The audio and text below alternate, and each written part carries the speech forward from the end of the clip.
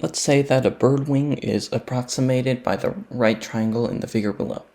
So this bird flaps its wings and its wing rotates around the y-axis.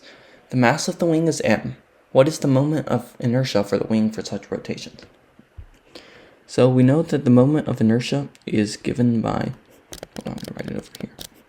Moment of inertia is given by the integral of r squared times dm, where r squared, r is the distance to the rotation axis, and m is the mass of that point for every single point.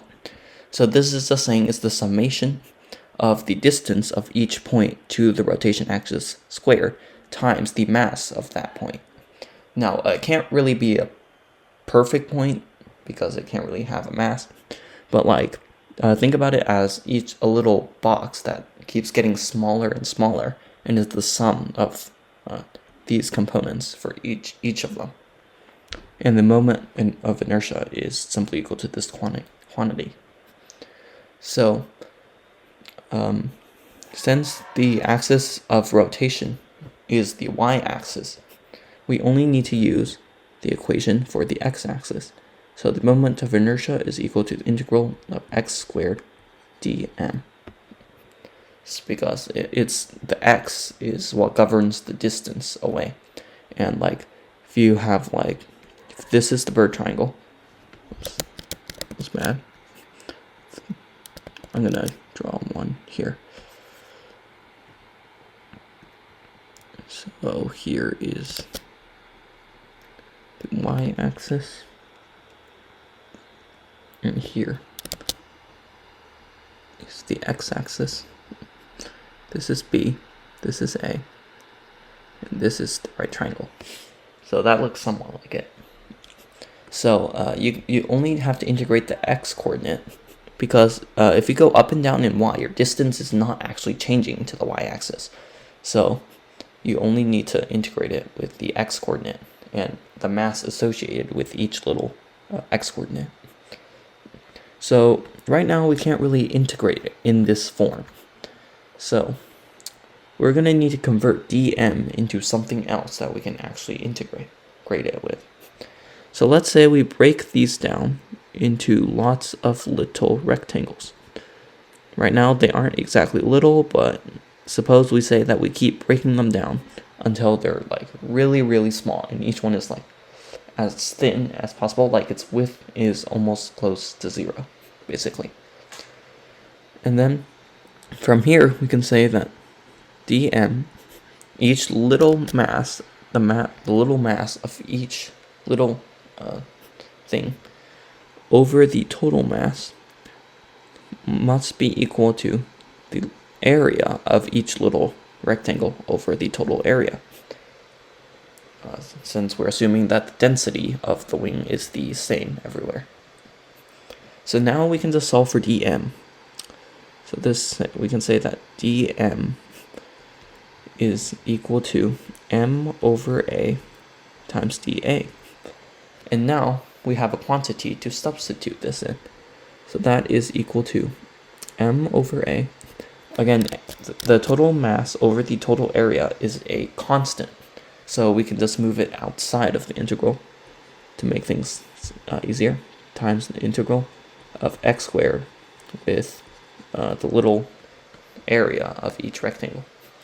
But again, we still can't integrate this because these are not the same units yet.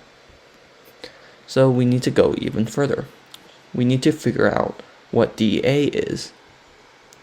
That's it. So we don't know what dA is yet, but we can figure that out. So let's say that dA is the area of each of these paper-thin rectangles, or as their width approaches the infinity. Or width approaches to 0, not infinity.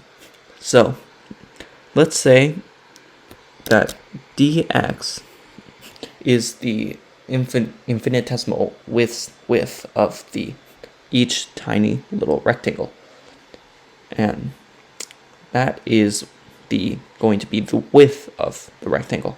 But we also need to find out the height of the rectangle, and multiply the two together to get the area of each tiny little rectangle here. So we need to figure out the height. Now the height is just simply the point of the value of the function of this line right here. So this line's function is given by y equals minus a over bx plus a. And this is a slope-intercept form. You have rise over run, slope is negative, and intercept at a. To make this look better, I will simply say that the height of each rectangle is equal to a minus a over bx.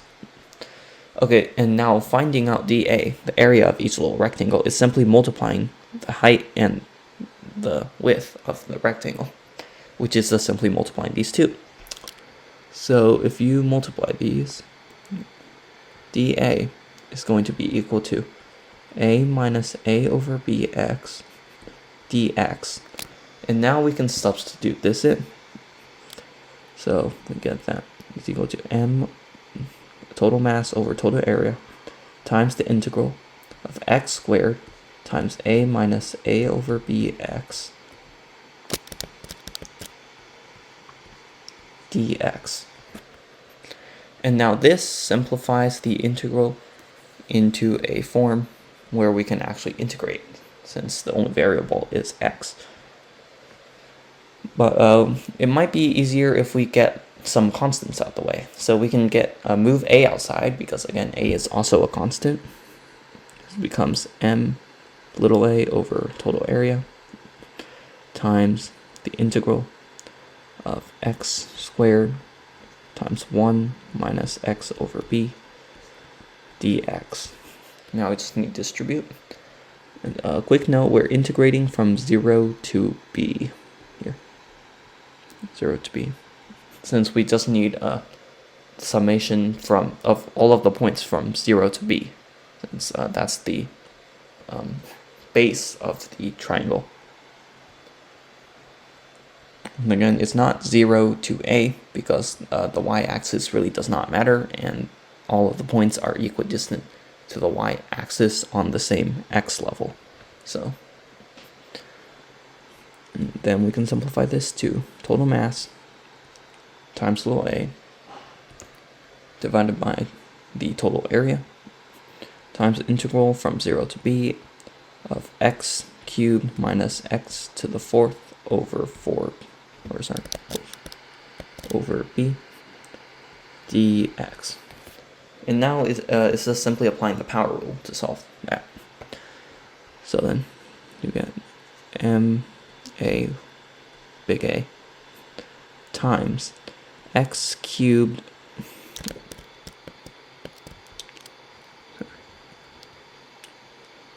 this is thinking a little wrong right now, sorry about that,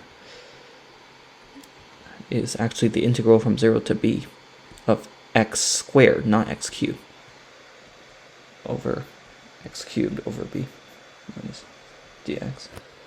So yeah, I kind of already integrated in my head, but it was an accident. So after integrating, it should be x cubed over 3 minus x to the fourth over 4b. And we're evaluating that from 0 to b. So I'm going to erase everything up here to make a little more space. If we get rid of everything here, we can say that ma over a, substitute b in here, it's b cubed over 3 minus b to the 4th power over b makes b over 3, b cubed. Divide that by 4. And then now we just need to simplify it. So we can merge these two terms together. This becomes b cubed over 12. Then now we just multiply the two together. So we get that total mass times the constant a divided by 12 times the constant a times b cubed divided by 12a And then, but we still don't know what A is, so we could simplify this even further. Well, the total area is simply the area of this right triangle, which is given by 1/2 the base times the height, or 1/2 AB. So the triangle has height A and base B. So now we can just substitute that in.